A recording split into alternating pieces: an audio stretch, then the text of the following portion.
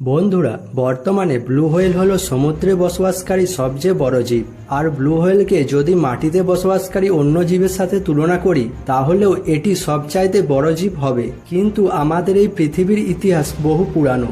অতীতে যেমন আমাদের এই পৃথিবীতে ডাইনোসরস এক্সিস্ট করত, ঠিক তেমনই শার্কেরও এমন একটি প্রজাতি মজুদ ছিল যাকে দেখলে ব্লু হোয়েলও ভয়ে অনেক দূরে পালাতো। এই শার্কটির নাম হলো মেগালোডন।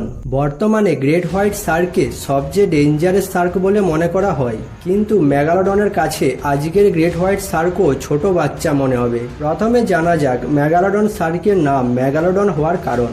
মেগালোডন শব্দটির গ্রিক ভাষায় অর্থ হয় বড় দাঁত, আর বিজ্ঞানীরা মেগালোডনের ফসিলসের মধ্যে সর্বপ্রথম এর দাঁত খুঁজে পায়, যেটি দেখে মেগালোডনের অস্তিত্বের প্রমাণ মেলে, যার জন্য এই শার্কটির নাম মেগালোডন রাখা হয়। এবার দাঁতের যখন কথা এসেছে তখন সবার প্রথমে মেগালোডনের দাঁতের সম্বন্ধে জানা যাক। মেগালোডনের দাঁতেই ছিল এর প্রধান অস্ত্র।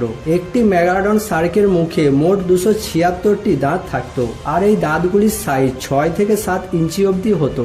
আর তুমি হয়তো এটি জানলে অবাক হয়ে যাবে যে যদি কোনো কারণবশত মেগালোডনের কোনো দাঁত ভেঙে যেত তাহলে সেই জায়গায় নতুন দাঁত গজাতে মাত্র 2 দিন সময় লাগতো। আর তার সাথে মেগালোডন শার্কের বাইট ফোর্স 40,000 PSI অবধি হতো, যেখানে এখনকার গ্রেট হোয়াইট শার্কের বাইট ফোর্স 4,000 PSI অবধি হয়। মানে একটি মেগালোডন শার্কের বাইট ফোর্স গ্রেট হোয়াইট শার্কের বাইট ফোর্সের থেকে 10 গুণ বেশি পাওয়ারফুল হতো। আর মেগালোডনের মুখটি এত বড় ছিল যে যদি মেগালোডন তার মুখটি খুলে রাখে তাহলে কোনো কাপেল তার ভেতরে আরামে ক্যান্ডেল লাইট ডিনার করতে পারবে। অবশ্য যদি সেই সময় মেগালোডনের ডিনার করার ইচ্ছা না থাকে তো, কেননা মেগালোডন তার 6 ইঞ্চি লম্বা দাঁত আর 40,000 PSI এর বাইট ফোর্স দিয়ে যে কোনো জীবের বডিকে কেটে টুকরো টুকরো করে দিতে পারত। বিজ্ঞানীরা মেগালোডনের দাঁত দেখে অনুমান লাগায় যে মেগালোডন লম্বায় 60 ফিট আর ওজনে প্রায় 100 টন অবধি হতো। এটি একটি আনুমানিক হিসাব। বাস্তবে মেগালোডনের সাইজ এর থেকে বেশি কিংবা কমও হতে পারে। এবার এত বড় শরীর হওয়ার কারণে মেগালোডনের ডেলি 1 টনের কাছাকাছি খাবারের প্রয়োজন হতো, যেটি এরা সমুদ্রে থাকা বড় বড় জীবদের খেয়ে পূরণ করত, যাদের মধ্যে হোয়েল ছিল মেগালোডনের ফেভারিট খাবার। মেগালোডনের বাচ্চা জন্মানোর সময় ওজনে 1 টন আর লম্বায় এরা 10 ফিট অবধি হতো। আর এদের জন্ম সমুদ্রের সেই সব জায়গায় হতো যেখানে জলের পরিমাণ বেশি হতো, কেননা এদের বেঁচে থাকার জন্য বেশি জলের প্রয়োজন ছিল। তাই মেগালোডন কখনোই শিকার করার জন্য সমুদ্রের কিনারাতে যেত না, কারণ এরা আকারে অনেক বড় হতো। তাই সমুদ্রের কিনারা যেখানে জলের লেভেল কম হয় সেখানে গেলে এরা বিপদের মুখে পড়তে পারত।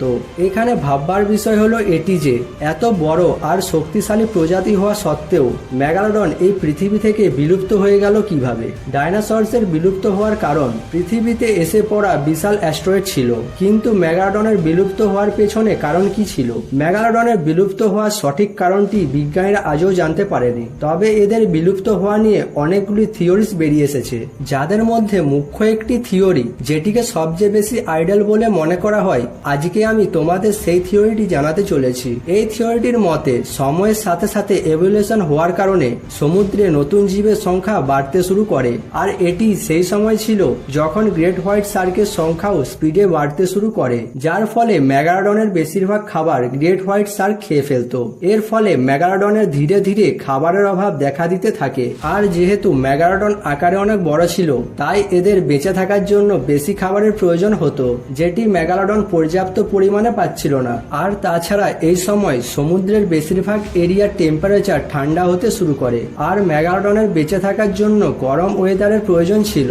ঠান্ডা ওয়েদারে বেঁচে থাকা মেগালোডনের জন্য খুবই কষ্টকর ছিল।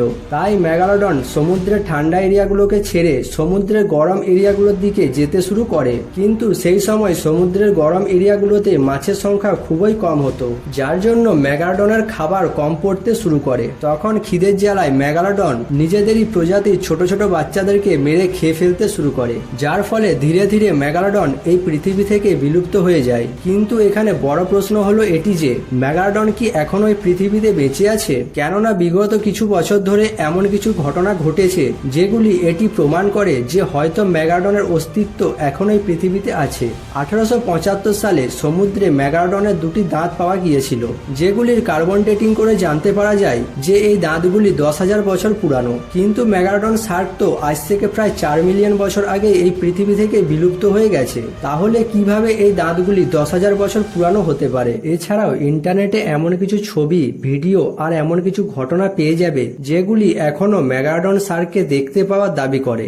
মেগালোডন এখনো এই পৃথিবীতে আছে নাকি বিলুপ্ত হয়ে গেছে, এই নিয়ে বিজ্ঞানীদের মধ্যে এখনো মতভেদ আছে। কিন্তু বেশিরভাগ বিজ্ঞানীরা এটি মনে করে যে মেগালোডন শার্ক এই পৃথিবী থেকে পুরোপুরি বিলুপ্ত হয়ে গেছে। আর ইন্টারনেটে এখনো মেগালোডনকে দেখতে পাওয়া যেসব ছবি বা নিউজ রয়েছে সেগুলি সম্পূর্ণ ফেক। কিন্তু কোনো জীব পুরোপুরি বিলুপ্ত হয়ে গেছে কিনা এটি 100% শিওরলির সাথে বলা অসম্ভব, কেননা আমাদের কাছে এত অ্যাডভান্স টেকনোলজি থাকা সত্ত্বেও আমরা আমাদের পৃথিবীতে থাকা এই বিশাল সমুদ্রের মাত্র 5% এরিয়াকেই আজ অব্দি জানতে পেরেছি। আজও আমাদের কাছে 95% সমুদ্র অজানা। সমুদ্রের এই 95% এরিয়াতে কি আছে সেটি আজও আমরা জানতে পারিনি। তাহলে কি মেগালোডন এখনো সমুদ্রের সেই অজানা 95% এরিয়াতে কোথাও আছে নাকি পুরোপুরি বিলুপ্ত হয়ে গেছে? এই নিয়ে তোমাদের কি মত আমাকে কমেন্ট বক্সে অবশ্যই জানাবে। আর তোমাদের যদি এই ভিডিওটি ভালো লেগে থাকে তাহলে এই ভিডিওটি একটি লাইক করে চ্যানেলটি সাবস্ক্রাইব করে দেবে।